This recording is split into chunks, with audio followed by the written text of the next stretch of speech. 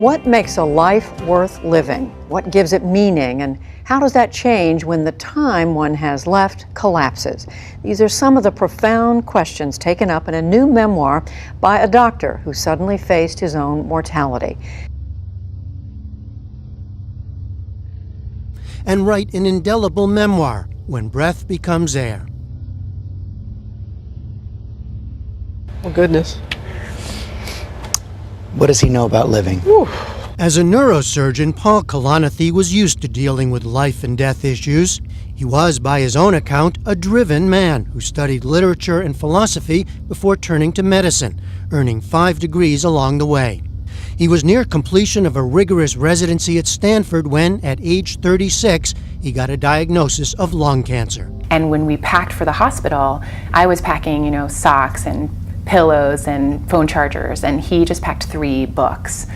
He packed Mere Christianity by C.S. Lewis, Heidegger's Being in Time, and Solzhenitsyn's Cancer Ward. But he sort of had this little stack of books there, and I think it was an early acknowledgement that it wasn't medical knowledge necessarily that would help him most through that time, but that was a really interesting thing to notice. And then he writes in the book, I put on the hospital gown, I lay down in the patient bed, and the future I had imagined evaporated. And I think that was one of the most interesting or striking things about that day, that I think coming face to face with your own mortality is, maybe the biggest challenge that we all face. But at the same time, I hadn't quite realized how much a serious illness in a moment can shift your identity or take away your identity. I sort of came to realize how much of our identities are tied up in our future selves and who we imagine that we're becoming, whether it's seeking an education or having a child or, all the different things that we strive for.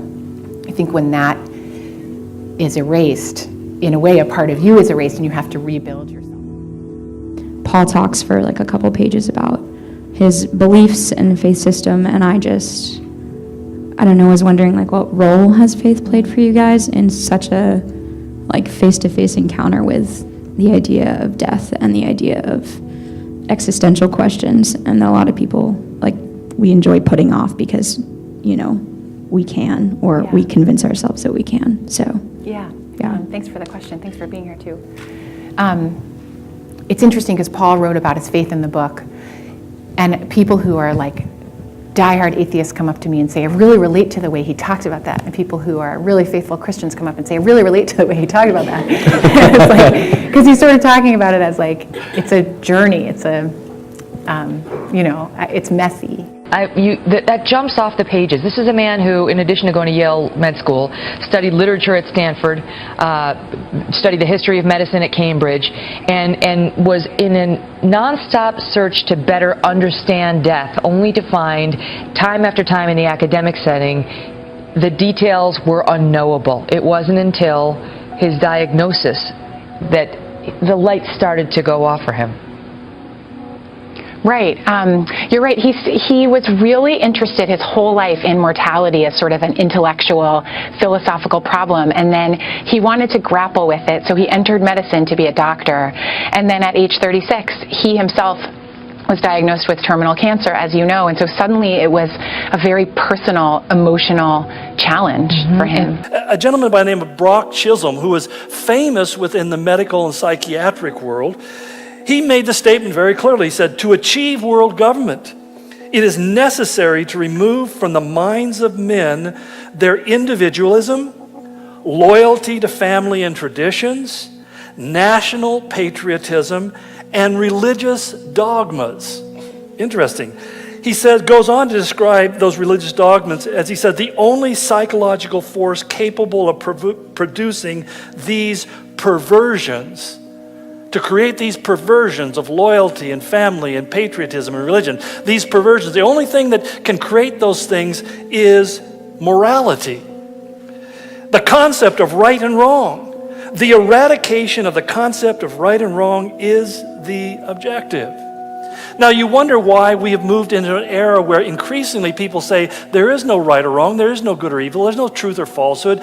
There are no absolutes, and there is no absolute God to enforce absolute morality. If you think it's right, then it's right for you. Where does that come from? Well, it comes from a lot of different strains, but it's been heavily promoted within academic institutions, within the schools, within our children, to create this idea that we can release and let go of the kind of things that usually bind people together, particularly a love for your own country. Paul definitely would have called himself a Christian at the time that he died,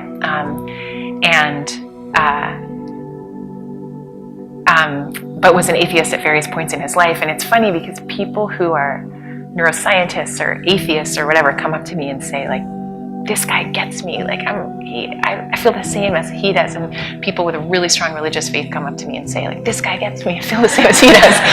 And I think it's, Paul's not trying to change anybody's mind in the book. He's talking authentically about a struggle that he went through in his life with faith, and I think a bunch of people are doing that. And so that's kind of a nice aspect to see. But anyway, for him, it was sort of a helpful, I don't know, it wasn't even premeditated. It's just sort of, he was raised in this faith tradition, and then he found his way back to it. Actually, as a med student, it's sort of interesting. And at the same time, one time in medical school, I said, so do you believe in God? And he said, I think it's just as important a question to ask, do you believe in love? He kind of distills that in the book too. But I think he felt that Christianity and the depiction of suffering within Christianity actually was like, and Jesus as a model for human suffering was actually really comforting to him, and that was really interesting to see. So as society moves away from Christian values, as you said, and you like the views of Nietzsche, for example, who says that will be replaced by ideologies, so totalitarian ideologies. And hopelessness, don't forget hopelessness. Yeah. So now that the West has been through those totalitarian ideologies, what happens next, do you think? What's the most likely outcome? Because do we stick with another ideology? And if so, what ideology will that be? No, I don't think so. I think it's back to the past for resurrection, so to speak. To Christianity?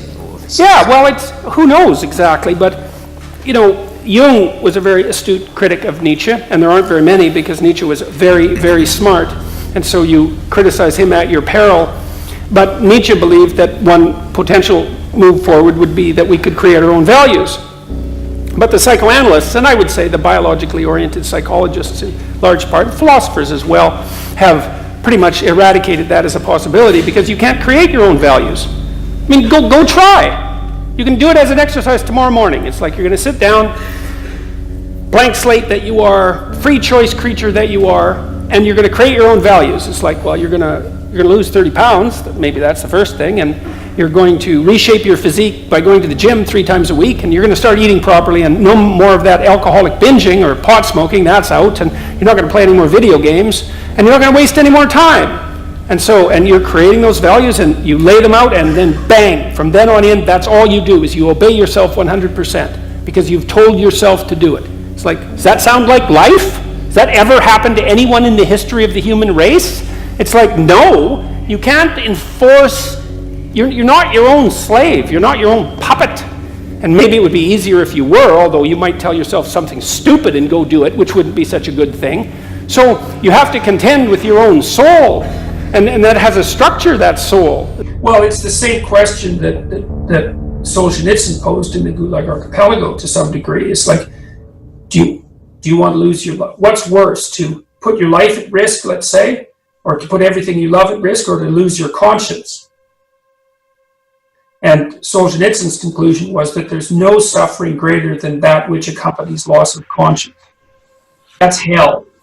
There's something very, very profound about that, because one of the things, I've just been writing about this, interestingly enough, it was the prophet Elijah who first seems to have, it's in the story of the prophet Elijah, as far as I can tell, where there's the first intimation that God might speak to human beings, not as the external force of natural power, storms, fire, wind, winter, earthquakes, all the overwhelming natural forces that human beings were subject to, or maybe even not as internal forces that would more characterize some of the other polytheistic gods, like lust or rage or terror, but as the voice of conscience itself, which is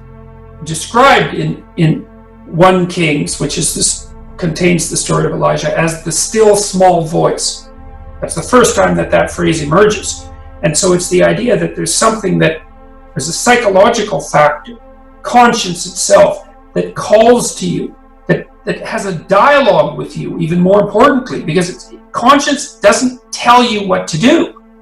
It hints at what you shouldn't do, right? And it isn't a deterministic force. It's not like when your conscience grips you, you're forced to act in a manner that's in accordance with your conscience. You can choose to violate it. And so there's this idea that God transforms himself or becomes known as the voice of conscience, and that's the link between human beings and divinity itself. And I actually think this is a highly credible hypothesis. And let's say that, well, you need a powerful sustaining meaning to keep you from the bitterness of Cain, and that's to be found in the relationship with something of divine significance. Well, maybe that's mediated through your conscience. And so I believe that. And this relationship is absent within Cain. So he has severed his relationship with consciousness, and that's why No, not with consciousness, but with conscience. Conscience. Okay.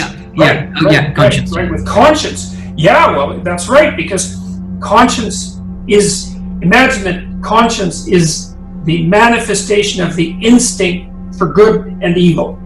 Yeah. It's what, now, so we can take the argument apart a little bit. A lot of what makes people bitter is that they feel that there is wrong in the world.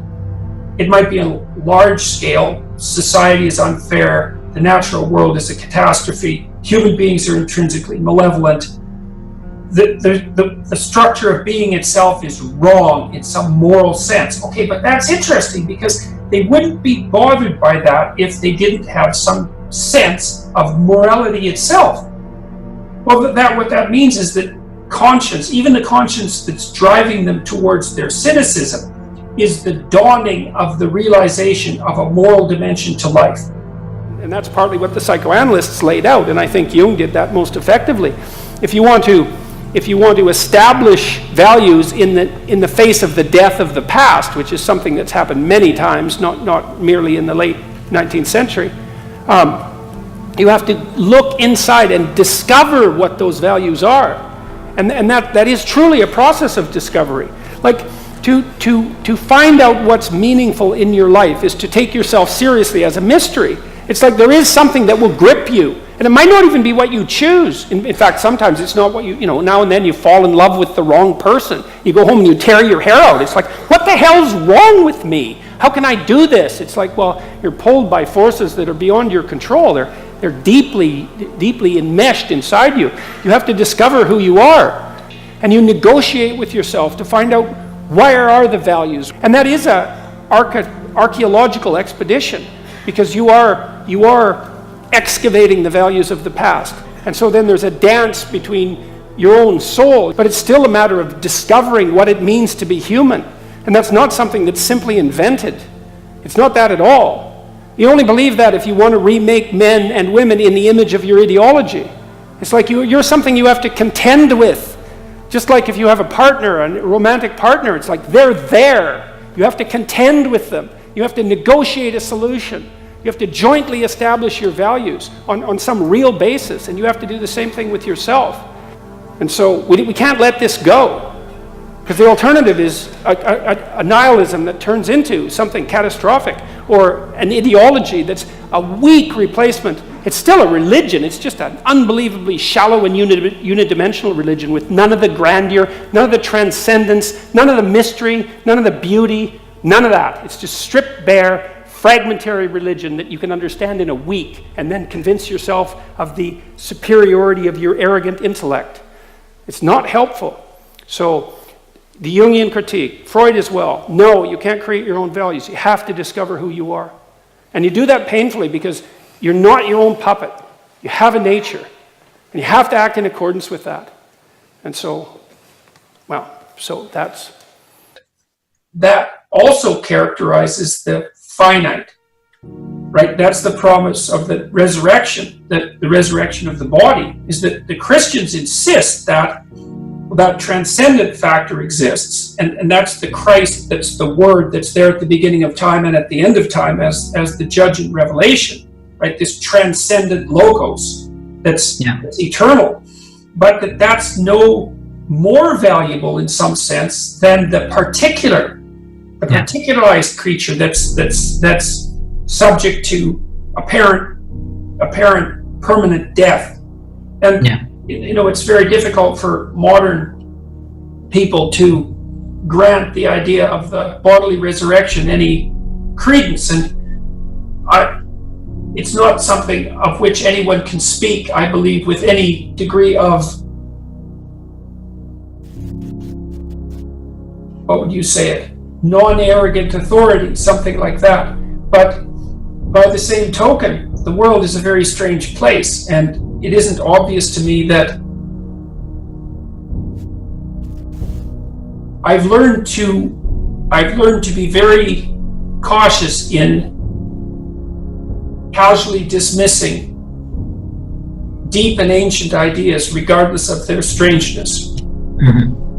And I do think that, see, the thing that's so interesting about that Christian insistence is that it valorizes the particular.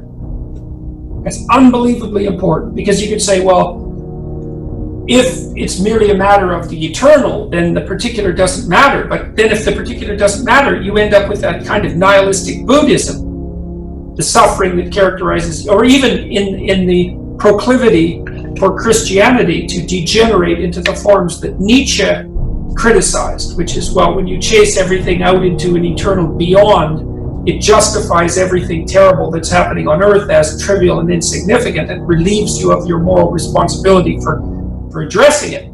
You can't, at the very minimum, the idea that the body is resurrected is a valorization of the value of the particular here and now and of the body, and an emphasis on the fact that that has divine value as well and needs to be attended to and cared for properly. At minimum, it's that. Yeah.